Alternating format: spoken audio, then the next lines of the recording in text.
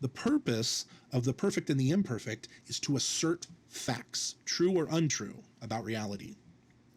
The purpose of the volitives is to convey will or desire. Every time I teach this, I try to think of a way to distill it a little bit better. But I think that the simplest way is to just recognize that volitives are not assertions, they are expressions of will. And if I want myself to respond to that expression, I use the cohortative. If I want you to respond to that expression, I use the imperative. If I want some third party that is not involved in this conversation to respond to that expression, I use the Jussive. All right, folks, let's talk about volitives, what the volitive verbs are in Hebrew. We've talked so far about the perfect and imperfect conjugations. Those two conjugations fit into what we might call the indicative mood in English. They are conjugations that assert something factual, or they assert something about reality. That doesn't necessarily mean that they can't be false, but what they do is they make a statement or an assertion about the way that things actually are. So he will go to Zion. The priest sacrificed the goat, things like this. These are assertions about reality, something that did happen, or something that did not happen, or something that does or does not happen, or something that will or will not happen. These are assertions. These are statements about reality. But you don't have to make statements about reality. You can also, in speech, you can express your will. You can express volition. You can convey volition. And so that's what the volitives are here. And the way that Futato presents them, he starts with the first person, then he talks about the second person, and then he talks about the third person. It's a rather logical progression. The problem is, in English, we recognize second person volitives much more readily than we recognize first or especially third person volitives. Because the second person volitive is basically a speaker is expressing his or her will, conveying his or her will with respect to the addressee. They are conveying their will or their volition directly to the person who is related to that will or that volition. In English, we call this the imperative, okay? So think of what the English imperative is. Usually we think of it as commands. Do this, do that. So eat your lunch, go to the store, listen to my words. We think of those as commands, right? Hand me a napkin. Now, something like that may not be a command, that may just be a request. Usually when we say hand me this or give me that or something like that, we're expressing a request rather than an order or a command. So that's another thing to remember is volition and volitives are on a spectrum. So a very low intensity volitive would be something like a request. Very high intensity velocity would be something like an order or a charge or a command, something that is strongly asserted. We use the same form, especially in Hebrew, either way. So just because it's in one of these volitive forms, that doesn't necessarily mean it is a command or an order. It could just be a request. The idea is it's expressing the volition of the speaker, or the volition or the will of the speaker. So volitives are different from what we've called the indicative. The cohortative, imperative, and jussive are different from the perfect and imperfect in that the perfect and imperfect assert facts. Now, they may do so falsely. They can, you can tell a lie in the perfect or the imperfect, but they are about asserting facts. A speaker is asserting facts about themselves, I, first person, or they are asserting facts about the addressee. You did this, you will do that. Or they are asserting facts about some third party. The king ruled the kingdom. In the volitives, the speaker may express their will or desire or volition regarding themselves. May I live to see the birth of my grandchildren. May my crops be plentiful. May we live long in the house of the Lord. These are all a speaker or speakers expressing their volition, their will, desire with respect to themselves. May this be true of me. That's the cohortative. It's that simple.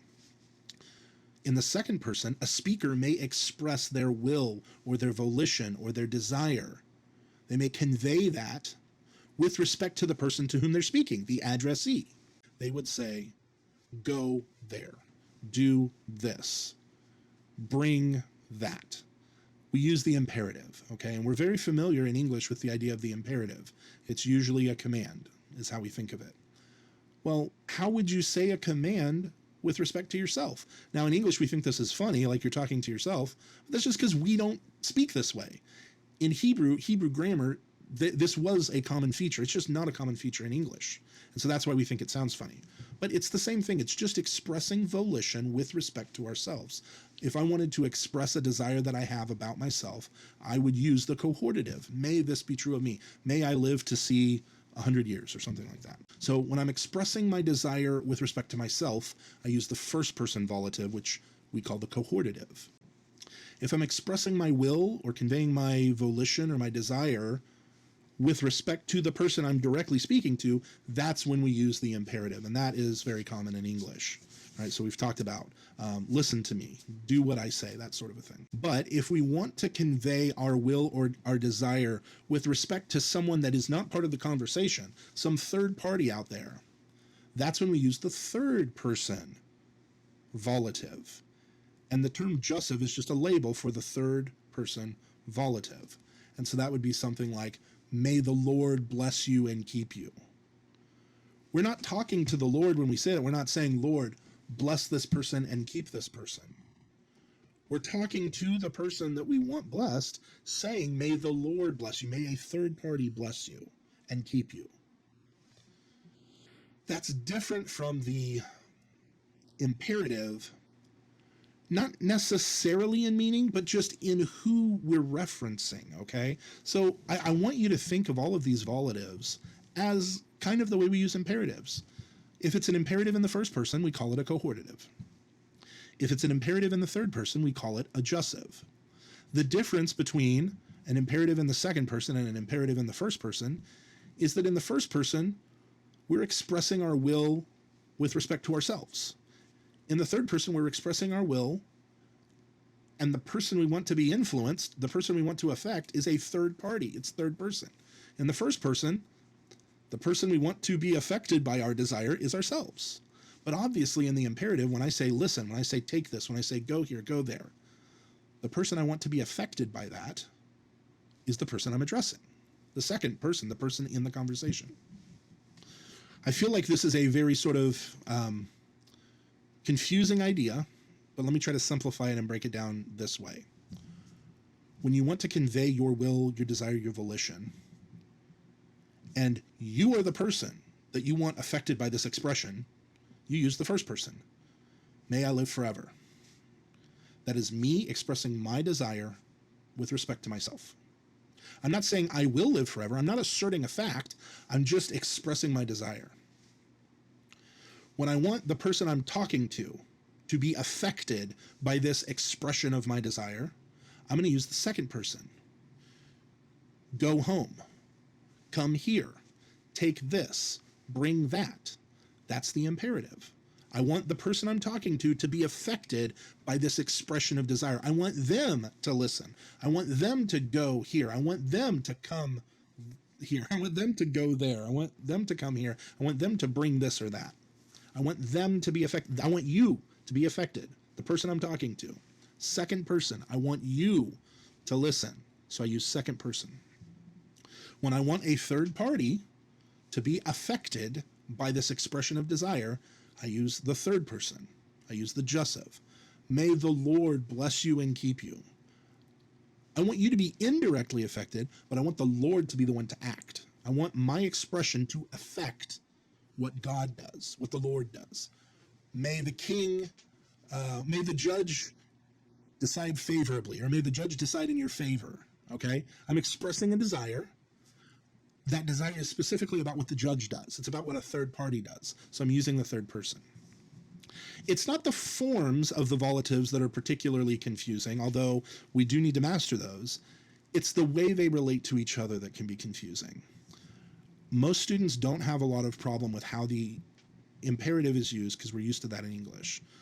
But the cohortative can be a little bit tricky, and a lot of students do get tripped up on the jussive. This is a very simplified way of looking at it, but it's a baby step. Think of the jussive as an imperative that you are giving indirectly. You're telling God what you want to happen. You're telling the king what you want to happen. You're telling the judge what you want to happen. But you're not telling it to God or the king or the judge. You're telling it to the person you're speaking with, and they are sort of a third party, uninvolved in the conversation. But your will is about what they do. It may be about what they do for the person that you're speaking to, or even what they do for you. May the Lord bless me. But you are the one expressing your will and your desire, and you expect a first person to act in response, a second person, imperative, to act in response, or some third party to act in response. Hopefully that's helpful. If you have questions, let me know. Every time I teach this, I try to think of a way to distill it a little bit better. But I think that the simplest way is to just recognize that volitives are not assertions, they are expressions of will. And if I want myself to respond to that expression, I use the cohortative. If I want you to respond to that expression, I use the imperative. If I want some third party that is not involved in this conversation to respond to that expression, I use the jussive. All right, so let's talk about this tricky aspect of translating these volitives. We know how to translate an imperative because we use imperatives in English. But how we translate cohortatives and jussives can be a little bit tricky. It is so important that you understand that the cohortative is not about permission. If this were saying, let me write in the sense of, give me permission to write, then it wouldn't be a first person, it would be a second person. You would be telling someone, let me do this. Give me permission to do this. Allow me to, that would be an imperative. But that's not what's happening here. When you say, let me write, you're not talking to someone else. When you say, let me write, you are directing your will, your volition toward yourself. Now, you may say it out loud and other people may hear it and you may intend for them to hear it, but the direction of the intention is toward yourself. You're not asking someone for permission. You're not asking someone to stop preventing you. You're not trying to affect the person you're speaking with. That wouldn't be first person cohortative. So we use this let and this may idea in two different ways in English, and that's what makes it foggy. So if you're going to use let or may I write, it's very important that you understand that the Hebrew text, the speaker is not asking someone for permission. They are not expecting the person they're addressing or anybody else to respond to this expression of their will. They are expecting themselves to respond to this expression of will. So that may be the clearest way to think about it. If I expect myself to respond to this expression, if I direct this volition toward myself, I use first person. If I am directing this volition toward a second party, namely the person to whom or the people to whom I'm speaking, then I use second person because I'm directing this wish or command or desire or request to someone. I would use second person. And if I'm directing this will or this volition to a third party that I'm not addressing, then I would use the jussive. But when you translate this as let me write or may I live to see 100 years, you're not saying, can I have permission to live to see 100 years? You're not saying, don't prevent me. You're not saying, allow me. Those would be imperatives. You're just saying, self, live to see 1,000 years. Self, let's get this paper written. Self, take courage. May I not fear. You're not saying, can I have permission to not be afraid? You're saying, self, do not be afraid, okay? And sometimes it's easier if we turn these cohortatives and jussives into imperatives and just make it clear who we're directing them toward, all right? You can't do that in translation. You can do that in exposition. You can do that in interpretation. You can do that in commentary. You can't really translate a first-person cohortative into a second-person imperative because it doesn't really work. Then it implies that you're directing it towards some other person. But just understand that's what's going on here. You're basically giving yourself a command in the first person, or you're giving some third party a command indirectly. And not just a command, it might be a request. You're expressing a request indirectly to a third party, but you don't expect the person you're addressing to respond. in the Jussive, in the third person. You expect that third party to respond. Man, I hope I didn't make it more confusing, but this can be difficult. So I'm just trying to work out what the purpose of the volitives is. The purpose of the perfect and the imperfect is to assert facts, true or untrue, about reality. The purpose of the volitives is to convey will or desire. And if you are directing that will or desire, you expect yourself, you're directing it toward yourself, or you expect yourself to respond, then you use the cohortative. If you're directing that will or desire to the person you're speaking with, you expect them to respond, then you use the imperative. But if you're directing that will or that intention to some third party that you're not addressing, then you would use the Jussive. Let's talk about forms. The cohortative will be identical to the imperfect first person common, singular or plural, depending on whether you're directing this volition to you yourself or whether you're directing this volition to a group of which you are a member. It will be identical to the imperfect form of that. It'll just add a comet's hey. Now, when you add a comet's hey to a word in Hebrew, you are usually going to affect the other vowels. So take, for example, katav. In the imperfect, it's ektov, but when we add the comet's hey, we have to reduce this holum to a shavah. And so we get ektava. All right, so you're not going to see the imperfective holum up here for the cohortative form, but you're going to see the same Hebrew letters. It's just the vowels that shift a bit. And they shift according to predictable patterns if you take the time to kind of look at what those patterns are, but be aware that it will affect the vowel, the vocalization of the words. But if you prioritize letters, if you look at the letters first and then allow the vowels to give you more clarity, then you should be okay. So the recipe for the cohortative is to take the imperfect first person common, singular or plural, depending on whether you're directing this desire toward yourself or toward a group that you are a member of, and then you're going to add a comet's hey to the end. Pretty simple, okay? Yes, it will probably affect the vowels at a certain level, but if you're paying attention to the letters first, it's comet's hey on the end. All right. And then, of course, Futato is explaining why this reduction takes place here, okay? How do weak verbs cause problems with the cohortative? Let's look at that. For most of the weak verbs, there is going to be no problem. It is essentially going to be the same as the imperfect. You're just adding the comet's hey on the end.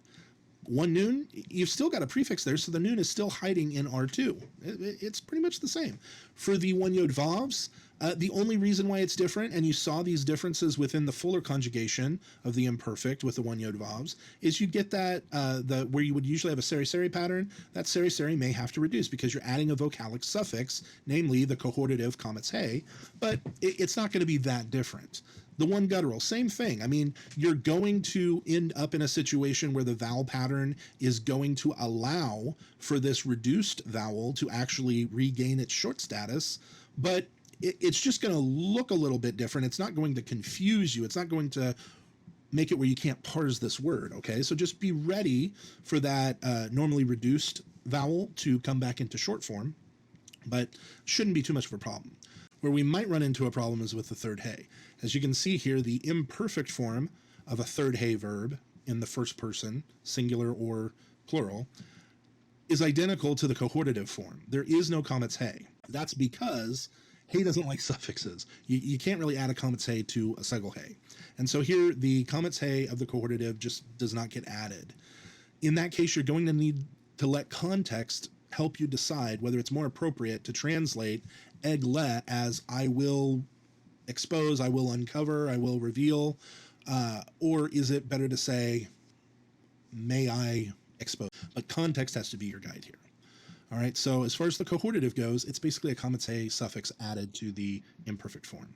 What about the imperative? Okay, well, we mentioned this a little bit when we talked about infinitive construct, but the imperative is built very similarly to the infinitive construct. If you want a recipe for the imperative form, you basically go to the imperfect, you take the appropriate second person form. So am I issuing this, am I expressing this volition toward a single person or to multiple people? That would be your singular plural decision. And am I expressing it to a male or to a female?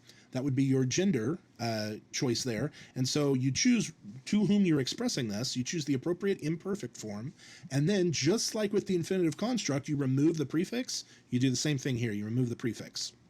Now, for the infinitive construct, we're removing the prefix from the imperfect 3ms form. Here we're removing it from the imperfect 2ms form. Now, for the infinitive construct, we're removing the prefix from the imperfect 3ms form. Here we're removing it from the imperfect 3ms form. Now, for the infinitive construct, we're removing the prefix from the imperfect 3ms form. Here we're removing it from the imperfect 2ms, 2fs, 2mp, or 2fp form, which renders 4 possible forms of the imperative. Infinitive construct, there's only one form of the infinitive construct, usually, because we're just taking it from the cal imperfect, or I should say from the imperfect 3ms form. But here we've got 4 imperfect forms that we might be taking it from. And so as a result, we might have we have possible 4 different imperative forms. Now, the easy way to think about this is that the imperative 2ms usually looks identical to the infinitive construct. How do you tell them apart? Again, context. But these two usually look identical. Imperative 2ms and infinitive construct usually look identical. The second feminine singular and the second masculine plural in the middle here. Now, the only way to connect these is that they're in the middle, because 2fs and 2mp are not the same number or gender. But the middle forms here, these would begin with a shava if they were in the imperfect. You can see that. But of course, a Hebrew word cannot begin with 2 shavas in a row, 2 consecutive shavas. So if we just take the prefix off of these 2 middle forms, we get 2 forms that begin with consecutive shavas, and you can't do that in Hebrew. So these forms will actually begin with a hirik. You know, when you've got 2 consecutive shavas at the beginning of a word, the first shava reverts to its short vowel value, and that's usually a hirik here. So the middle 2 forms will begin with a hirik, and they will end with a vocalic suffix, a vowel suffix. So in the 2fs, that's the e suffix of the tiktali becomes kitli. Tiktalu, 2mp, becomes kitlu. And then the final form, the 2fp, tiktolna, becomes ktolna. All right? So all you're doing here is you're taking the prefix off. When you take the prefix off, that may require some other changes. For example, these 2 shavas have to go to a hirik rather than a shava, and these 2, the outside forms, these silent shavas have to become vocal because they're now at the beginning of a word. But other than that, it's just taking the prefix off and dealing with the consequences, okay? So the short recipe for the cohortative, add a comet to the imperfect form, the appropriate imperfect form. The short recipe for the imperative, remove the prefix from the appropriate second person imperative forms. And then finally we get the Jussive, all right? So the Jussive usually, especially in the cal, and that's all we're in so far, the Jussive will usually look identical to the imperfect form. It will usually look the same. Here, Futato says, in the strong verb, the regular form, the Jussive and the imperfect are identical. Context will have to be your guide, whether it's a Jussive, whether it's an expression of will or volition or desire, or whether it's an assertion about reality. There is a weak verb form that does have a different spelling between the two. In the third hey, the Jussive takes what's called a contracted form. It's a shortened form. And what that means is you will lose the hey even though you're not adding any suffixes. We've talked about how third hey verbs will often, the third hey will drop out when you add a vocalic suffix. It'll drop out altogether. And when you add a consonantal suffix, it will shift to a hirik yod and still drop out. But in the Jussive, the third hey drops out even though you're not adding any suffixes. So looking at the third hey in the Jussive, a lot of different things can happen. For a verb like galah, which would be yigle in the imperfect, you lose the third hey, the segel jumps to the first syllable, and he doesn't talk about this here, but the accent, the emphasis, the stress actually shifts back a vowel, and you get yigel instead of yigel. Baka is different. For baka, you go from yivke in the imperfect to where this prefix now lengthens to a sere, and the rest of the vowels drop out altogether, and you just get yevk, okay? This is not ye-vch with a vocal shava. Both of these shavas are silent. This is one syllable, yevk. Same for the feminine singular, tevk. In a verb like Allah, where in the imperfect you have ya aleh, not only do you lose the third hey, but you lose the sere or the segel value, and you get this patak pattern here. So you kind of have to deal with the irregularities of each of the third hey verbs as they come.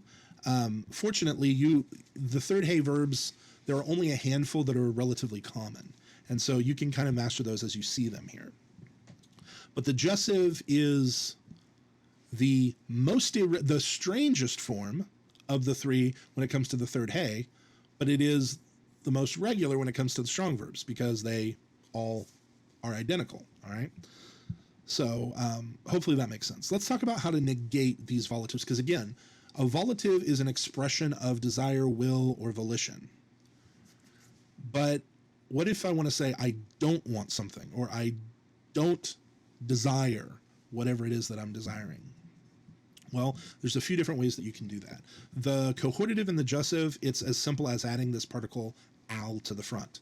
Al is a lot like lo, just think of it as inverted, instead of lamed aleph, it's, lamed holam aleph, it's aleph lamed, and it uses the patach, all right? So if you add al, that will negate a following cohortative or jussive verb. Al nishlacha oto. Al yiven oto.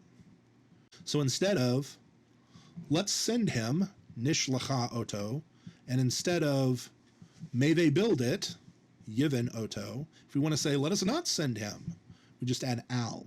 Al nishlacha oto. If we want to say, let him not build it, may he not build it, instead of yiven oto, we would say al yiven oto. The imperative is different.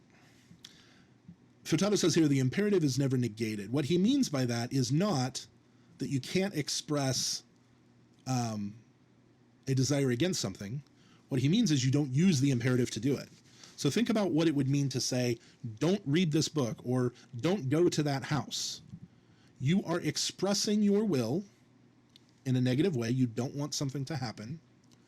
That's called a prohibition. Whether it's a command or a request, a negative command, a negative request would be please don't, okay? A way to think of that is a prohibition. Don't do something, or please don't do something. So in order to express a prohibition, we don't use the imperative. Instead, I like the way he presents this. He says you would use a jussive of the second person, and we'll talk about what that is. And you just negate the jussive of the second person. So what is the difference between an imperative and a jussive of the second person? I mean, we learned that jussive was for the third person. Well, when he says jussive, he's talking about the form of the jussive. So jussive is a form. What that means is you don't use an imperative, which is the imperfect second person form with the prefix removed. Instead, you apply the jussive recipe. The jussive recipe is usually, it's just identical to the imperfect.